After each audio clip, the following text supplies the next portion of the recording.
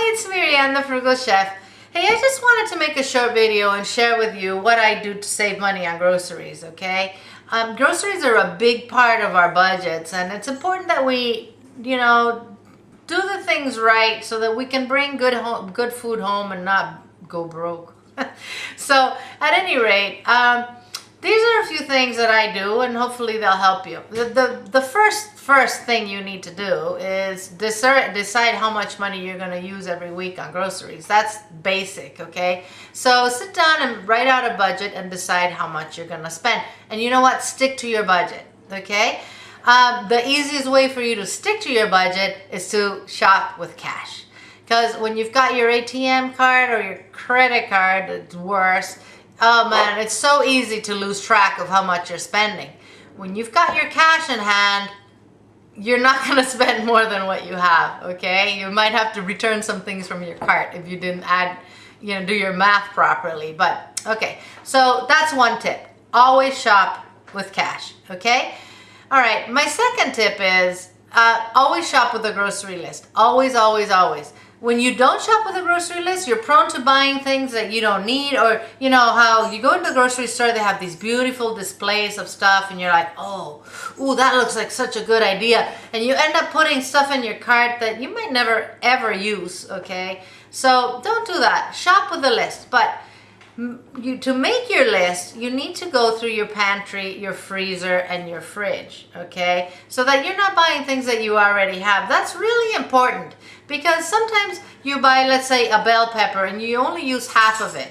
Then you have half a bell pepper. Well, why don't you work on a menu that includes that half bell pepper so that you're not taking out a squishy thing from your refrigerator next week to have to throw away, and you've just thrown away money, okay? So, go through your freezer, your refrigerator, your pantry, write your list, and, do your little menu. What you want to eat for the week, this is what you're going to eat, here's what you're going to buy. By the way, if you want free menus, you can get them at thefrugalchef.com. Just sign up and you'll get a free menu every week. That's it. You're not going to get any other email, just what you're asking for, which is your free menu, okay? All right, well, then, another thing that should work for you on your list are coupons. Use coupons. Coupons are free money that grocery stores are giving you. And, most of us get a bunch of coupons in the mail every week, a ton of them. Well, pick your store or grocery stores and see which coupons you're going to use and use them. And this is mostly, and this is for the United States, so I don't know how it works in other countries, but here, we mostly always get those grocery coupons in the mail. Now, if you go to the Frugal Chef, on top of my logo, there's a thing that says weekly savings. If you press on that, you will find your grocery store and their weekly coupons. So you don't even need to wait. You can go in there, check what's for sale this week, and write your list according to that. If for some reason your grocery store is not on that list, let me know. Shoot me an email and I'll link it up to the page so that you can find them there, okay? All right, so now you've got your cash, you've got your coupons, you've got your list. So now let's go to the store. Couple things. Never shop hungry, okay? I hate shopping hungry because, oh my Lord, my brain is telling me I need this and I need that and I need that. I stray from my list. It's a mess. Don't shop hungry. And if you can avoid it, don't take your kids. Oh man, it's so typical of kids putting stuff in the cart, you're taking it out, they're putting it in. It's so stressful.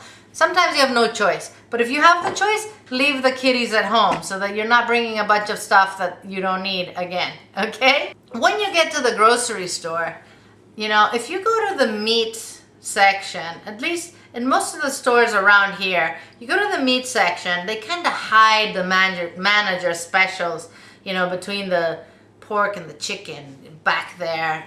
But you can get some really, really good deals on meat, okay? So don't hesitate to look for those. And you can get really good deals on everything in the supermarket, really. So at the supermarket at eye level is where you're going to see everything they want you to buy. Their deals are on top where you can't see them, or probably at the bottom, or in some corner hidden between the shelves. They've got super cheap bread or something. So look around, take your time at the grocery store and look for all these really, really good manager sales or specials or whatever they call them, because you will save a lot of money.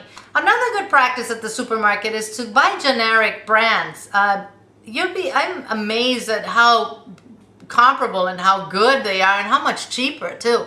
So, rather than be married to the brand, why don't you try the store brand, and they're always a lot cheaper, and the quality is most of the time very good. Now, if you have a farmer's market locally, that's also a really good place to go buy your produce, for a cheaper price than the supermarket. So if you have one, make it a habit to go to these and visit them and buy your stuff. Plus, it's so fresh and so delicious at the farmer's market. So, take advantage of that. Also, if you have a choice of grocery stores, make sure that you check out, their prices, because some of them, like we live in Southern California, and here we have Latin markets, we have Middle Eastern, we have Asian markets. I'm shocked sometimes at the difference in price between my local neighborhood grocery store and these other stores. It's just it is worth the 10-minute drive to them just to save that money, So look around and see if you have other options to go to other supermarkets, and definitely see what's best for you and where you can get your best deal.